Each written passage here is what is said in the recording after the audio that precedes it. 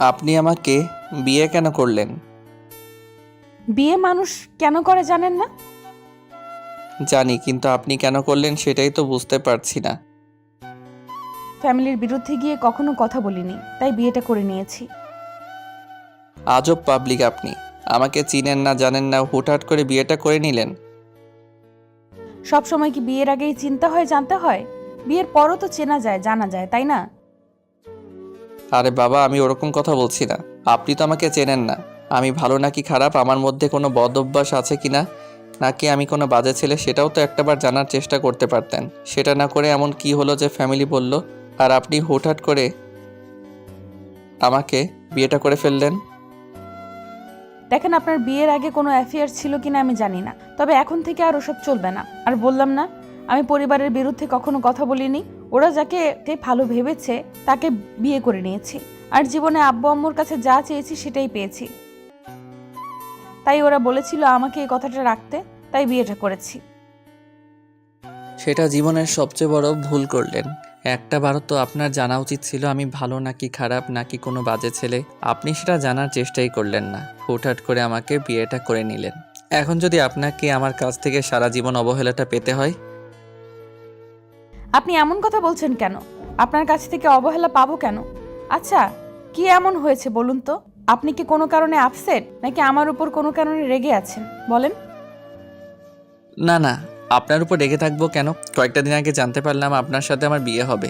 তার উপরে আপনার সাথে কখনো দেখা হয়নি, তাহলে শুধু শুধু আপনার উপর রাগ করে থাকি কি করে বলেন? আপনার কথা শুনে মনে হচ্ছে আপনি আমাদের বিয়েতে খুশি ছিলেন না, কিংবা আমি আপনাকে বিয়ে করেছি তাই হয়তো অনেক বেশি রেগে আছেন। আমি কি দেখতে খারাপ নাকি? আমাকে পছন্দ নয় আপনার? তেমনটা না, আবার এক প্রকার তেমনটাই বলতে পারেন।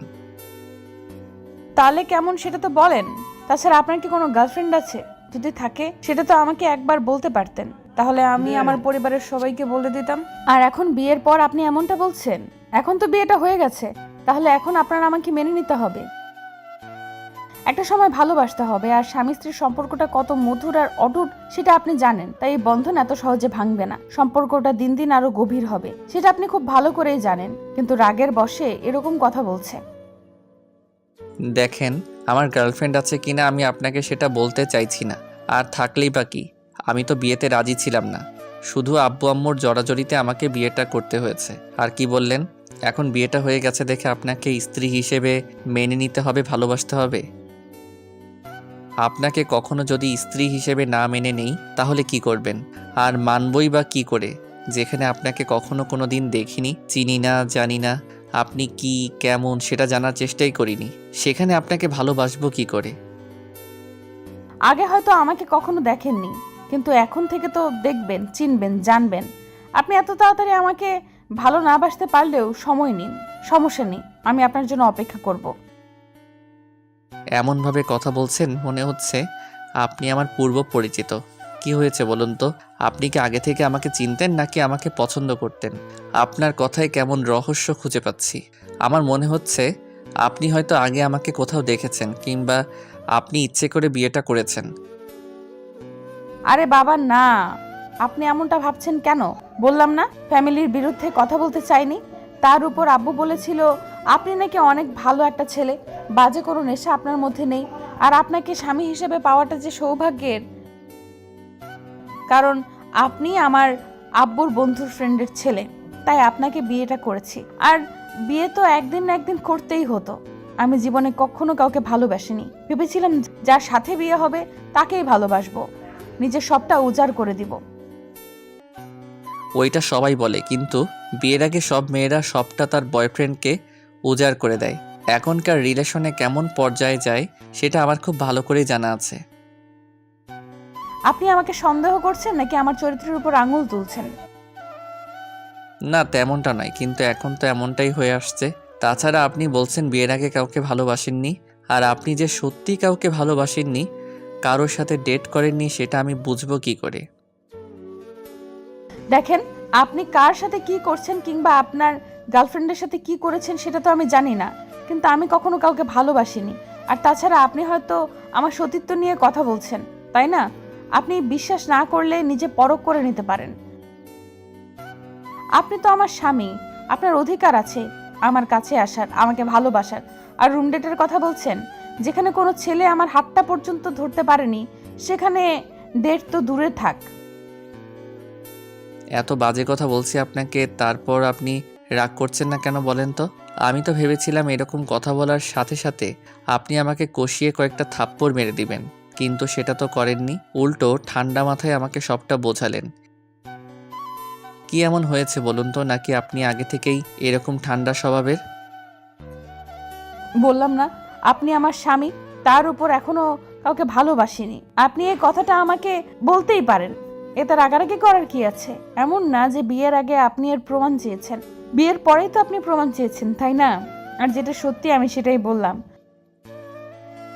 তাছাড়া আমি তেমন বাসা থেকে বের হতাম না, আর বের হলেও পর্দা করে বের হতাম, তাই কোনো ছেলে আমাকে দেখেনি। সবাই ভাবতো কালো বলে বোরকা পরতো। তারপর আমার কোনো ইচ্ছা ছিল না বয়ফ্রেন্ড বানানোর। আর ওই যে বললাম যে আজকালকার রিলেশনটা কত দূরত্বে গিয়ে গড়ায় সেটা আমিও জানি, তাই ইচ্ছাই হয়নি। ভেবেছিলাম স্বামীকেও সবটা উজাড় করে দিয়ে ভালোবাসবো, কিন্তু সে তো আমাকে মেনে নিতেই চাইছে না। আচ্ছা, একটা কথা বলুন তো, আপনি আমাকে এসব কথা বলে রাগিয়ে দিতে চেয়েছিলেন, তাই না? যেন রেগে গিয়ে আমি আপনার থেকে দূরে থাকি, তাই না? সাথিয়ার কথায় নিলয় কিছুক্ষণ চুপ করে ওর মুখের দিকে তাকিয়ে রইল। তখন সাদিয়া মুচকি হাসি দিয়ে ওর পায়ে হাত দিয়ে সালাম করে বলতে লাগলো, অন্য মেয়েরা কি করতো জানি না, কিন্তু আপনি আমার স্বামী, তাই আপনাকে আমি 3বার কবুল বলার পর থেকে মেনে নিয়েছি। আপনি যা খুশি প্রশ্ন করতে পারেন। আমি যেটা করিনি সেটা দোষ যদি আমার ঘাড়ে দেন, তাতেও আমার কোনো আপত্তি নেই, কারণ উপরওয়ালা সবটা জানে। আমি বুঝতে পারছি আপনি হয়তো রাগের বশে এমনটা করছেন। আচ্ছা, একটা কথা বলুন তো, আপনি যদি বিয়েতে রাজি না থাকতেন, খুশি না হন, তাহলে একটা বার বাসায় বলতে তো পারতেন, আমার সাথে একটু কথা বলতেও পারতেন। সেই সুযোগটা তো কেউ আমাকে দেয়নি। তাছাড়া আমাকে জানিয়ে বিয়েটা ঠিক করেনি। বিয়ে ঠিক করার পরে আমি জানতে পারলাম 1 সপ্তাহ পর আমার বিয়ে। তখন কি করব বুঝে উঠতে পারছিলাম না। আব্বু প্রচণ্ড রাগী মানুষ, যদি বারণ করে দিতাম তাহলে অনেক রাগারাগি করত, এমনকি ত্যায্য পুত্র করে দিত। তাহলেই বোধহয় ভালো হতো, আপনাকে আর বিয়েটা করতে হতো না, আর আমাকেও এরকম পরিস্থিতির সম্মুখীন হতে হতো না। আজকে যাকে স্বামী হিসেবে মেনে নিয়েছি, সে কিনা আমাকে এরকম প্রশ্ন করছে, এসব আমাকে শুনতেও হতো না। আপনি মনে হয় কষ্ট পেয়েছেন। আমি কিন্তু আপনাকে কষ্ট দেওয়ার জন্য কথাগুলো বলিনি, রাগানোর জন্য বলেছিলাম, যেন আপনি রেগে গিয়ে আমার গায়ে হাত তোলেন আর আমাদের মাঝে দূরত্বের সৃষ্টি হয়। কিন্তু আপনি দেখছি রাগ করার জায়গায় কষ্ট পেলেন। প্লিজ কষ্ট পাবেন না, আমি কাউকে কষ্ট দিতে চাই না। তাই যদি না হয়, তাহলে আব্বু আম্মুর কথাতে বিয়েটা করে নিয়েছেন, এখন আমাকে মেনে নিচ্ছেন না কেন? বুঝতে পারছেন আপনি আমাকে না মেনে নিলে আমি কতটা কষ্ট পাবো? আপনার আব্বু আম্মু যখন জানতে পারবে তাদের পছন্দের মেয়েকে আপনি বিয়ে করার পর এখন তাকে মেনে নিতে চাইছেন না, তাহলে তারা কতটা কষ্ট পাবে? নিলয় কথা বলছে না, মাথা নিচু করে আছে। এবার সাদিয়া ওর সামনে এসে তারপর ওর একটা হাত ধরে টানতে টানতে ওকে বিছানায় নিয়ে গেল। নিলয় অবাক হয়ে ওর দিকে তাকিয়ে আছে দেখে সাদিয়া ওকে বিছানায় বসিয়ে দিয়ে তারপর ওর সামনে হাঁটু গেড়ে বসে ওর পায়ের কাছে বসে বলতে লাগলো, সব জায়গাটায় আমাকে দিতে হবে না, এই জায়গাটায় অন্তত সারা জীবনের জন্য ঠাঁই দিয়েন। একটা মেয়ের বিয়ের প্রথম সম্পর্কটা ভেঙে গেলে না তার জীবনের স্বপ্ন, আলো, আশা কিছু থাকে না। আমি আমার বিয়েটা নিয়ে অনেক স্বপ্ন দেখেছিলাম, ভেবেছিলাম যেদিন বিয়েটা হবে সেদিন থেকে স্বামীকে ভালোবাসতে শুরু করব। আর বললাম তো, কবুল বলার পর থেকে আপনাকে সবটা মেনে নিয়েছি, তাই অন্য কোথাও কিংবা অন্য কাউকে বিয়ে করার কথা চিন্তা করতে পারবো না। আপনি বলেন আমাকে বাসায় রেখে আসার কথা বলবেন না, তাহলে আমি অনেক বেশি কষ্ট পাবো। প্লিজ আপনি একটু দয়া আমার উপরে করবেন। আমি বুঝতে পারছি আপনি হয়তো বিয়েতে রাজি ছিলেন না, হয়তো আমি আপনার জন্য যোগ্য না, কিংবা আমার মধ্যে এমন কোনো কিছুর কমতি আছে যেটা আপনি আপনার বউয়ের মধ্যে দেখতে চাইছিলেন না। নিলয় কোনো কথা বলছে না, সাদিয়ার অসহায় দৃষ্টির দিকে তাকিয়ে আছে। নিলয় ভেবেছিল বাসর ঘরে এসে সাদিয়ার সাথে সিন ক্রিয়েট করবে, ওর সাথে রাগারাগি করবে, আর এমন বাজে কথা বলবে যার জন্য সাদিয়া রেগে গিয়ে ওর গায়ে হাত তুলবে, তাতে ওদের দূরত্ব সৃষ্টি হবে। কিন্তু এই মেয়ের মন অন্য ধাতুতে গড়া, ওকে এত কিছু বলার পরও মেয়েটা নিলয়ের পায়ে ঠাঁই চাইছে। নিলয় ভাবতেও পারছে না এমন একটা মেয়েকে আব্বু আম্মু ওর জন্য ঠিক করেছে। নিলয় এখন মনে হচ্ছে আব্বু আম্মু যেটা করে সন্তানের ভালোর জন্যই করে। হয়তো এই মেয়েটা ওর জন্য পারফেক্ট ছিল, তাই ৮-১০টা ঢঙ্গি মেয়েদের সাথে ওর বিয়েটা ঠিক করেনি। কারণ তারা ছোট ছোট ড্রেস পরে, আর নিলয়ের আব্বু আম্মু অমন মেয়েদের মোটেও পছন্দ করে না। নিলয় কথা বলছে না, চুপচাপ কথাগুলো ভাবছে। সাদিয়া বুঝতে পারলেও এত সহজে নিলয়ের মনটা নরম হবে না। হয়তো কোনো কারণে ও বিয়েতে রাজি ছিল না, তাই এত তাড়াতাড়ি ওর উপর চাপ দেওয়া প্রশ্নই আসে না। সাদিয়া নিজের সর্বোচ্চ দিয়ে চেষ্টা করবে নিলয়কে ভালোবেসে নিজের করে নেওয়ার। তাই কথাগুলো ভেবেই ও উঠে গেল। তারপর আলমারি থেকে একটা চাদর আর বালিশ বের করে ফ্লোরে যখনই বিছানা করে শুতে যাবে, তখনই নিলয় বলতে লাগলো, কি হলো, আপনি এভাবে শুচ্ছেন যে? তাহলে কোথায় শোবো? কেন বিছানায় শোবেন না? তাছাড়া আপনি ওইখানে শুলে কেমন দেখায় বলেন তো? যেখানে আপনি আমাকে স্ত্রী হিসাবেই মানেন না, তার উপরে বিয়েতে আপনি রাজিও ছিলেন না, সেহেতু আপনার সাথে বিছানায় থাকাটা আমার পক্ষে সম্ভব না। আমি যদি ভুল করে আপনাকে স্পর্শ করে ফেলি, আপনি হয়তো অনেক রেগে যাবেন। এমনিতেই আমি বুঝতে পারছি আপনি কোনো একটা কারণে রেগে আছেন, তাই আমি আর সেটাকে বাড়ি দিতে চাই না। আপনি শুয়ে পড়ুন। যদি মনে হয় আপনি আমাকে ভালোবাসতে পারবেন, সেটা আমি বুঝতে পারবো। আর যদি মনে না হয়, তাহলে তো বললাম, আমাকে সারা জীবন বাসার কাজের মেয়ে করে রেখেন। আপনি যা বলবেন তাই শুনবো। সাদিয়া কথাগুলো বলে নিলয়ের দিক থেকে উল্টো দিকে ঘুরে শুয়ে পড়ল। নিলয় অবাক হয়ে ওর দিকে তাকিয়ে আছে। নিলয় বুঝতে পারছে না বিষয়টা কি হলো। যেখানে মেয়েটার সিন ক্রিয়েট করার কথা, সেখানে মেয়েটা ওকে সুন্দরভাবে বুঝিয়ে দিল। এটাই হয়তো ওর ভাগ্যে ছিল, তাই ঘুমাতে পারছিল না। সারা রাত ধরে নিলয় কথাগুলো ভাবছিল। আব্বু আম্মু হয়তো ওর জন্য রাইট চয়েসটাই করেছে। নিলয় সারা রাত্রি ঘুমিয়ে সাদিয়ার দিকে তাকিয়ে রইল আর ভাবল, নিজের অনিচ্ছা শর্ত হলেও সে মেয়েটাকে বিয়ে করেছে, সে তাকে মেনে নিতেই হবে। আর না মেনে নেওয়ার কোনো প্রশ্নই আসে না।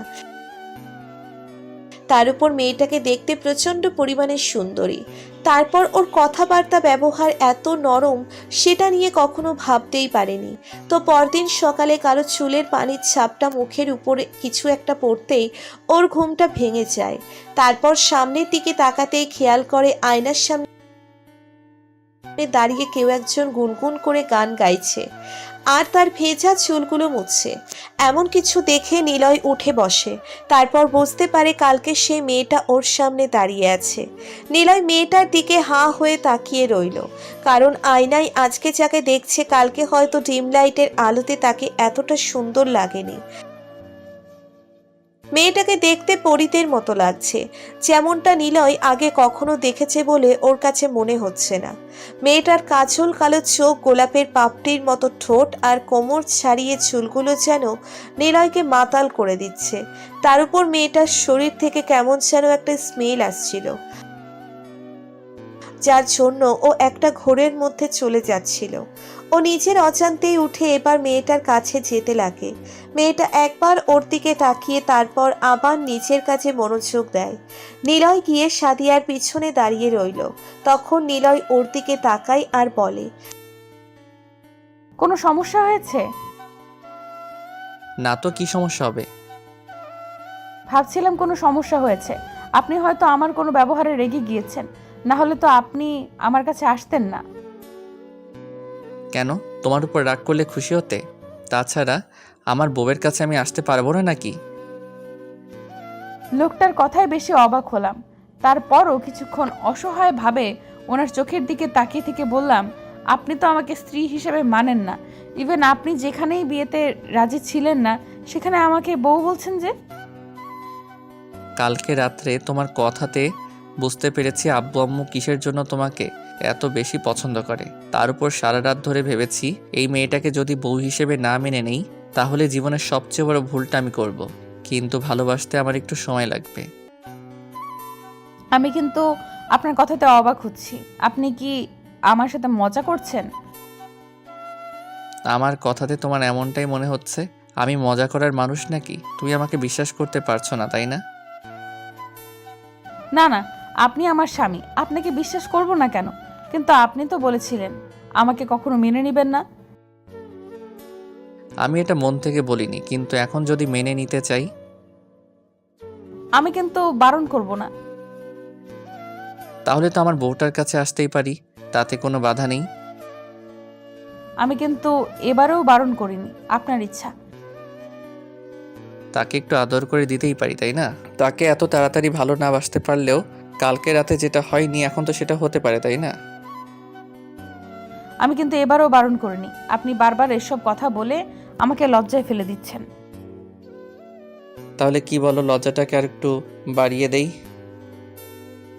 নিলয় কথাগুলো বলেই সাদিয়াকে নিজের কাছে টেনে নেয়। তারপর ওকে কোলে উঠিয়ে নিতে সাদিয়া ওর বুকে মুখ লুকালো। তো ভালো থাক ভালোবাসা। আমাদের ভিডিওটি কেমন লেগেছে তা কমেন্ট করে জানাতে ভুলবেন না। আর ভিডিওটি যদি ভালো লেগে থাকে তাহলে একটি লাইক করুন আর সাবস্ক্রাইব করে আমাদের পাশেই থাকুন। ধন্যবাদ সবাইকে আমাদের পাশে থাকার জন্য। আল্লাহ হাফেজ।